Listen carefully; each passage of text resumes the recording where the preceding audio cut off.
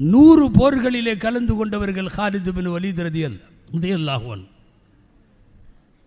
அல்லாஹ்வின் தூதரால் அல்லாஹுவால் சைஃபுல்லாஹில் மஸ்லூல் இறைவனின் வாள் என்று அடையாளம் சூட்டப்பட்ட காலித் பின் வலீத் ரலியல்லாஹு அன்ஹு. கேள்விப்பட்டிருப்பீங்க பயானில் அடிக்கடி. மும்மரமாக எர்மூக் யுத்தத்தில் போர் செஞ்சுட்டு இருக்கிறப்போ தலப்பா கீழே விழுந்துரும், இறங்கி அந்த தலப்பாவை எடுத்து மாட்டிட்டு போர் செய்வார். நிறைய பேர் சொன்னாங்க ஏன் இப்படி, அப்புறம் கடைசியில் தலப்பாவை எடுத்துக்கலாமல்ல, குனிஞ்சா தலையை வெட்டிடுவானுங்க, அவ்வளவு டென்ஷனான இடத்துல நீங்கள் இப்படி இறங்கி எடுக்கணுமா சொன்னார்கள் காலித் பின் வலீத் ரலியல்லாஹு அன்ஹு.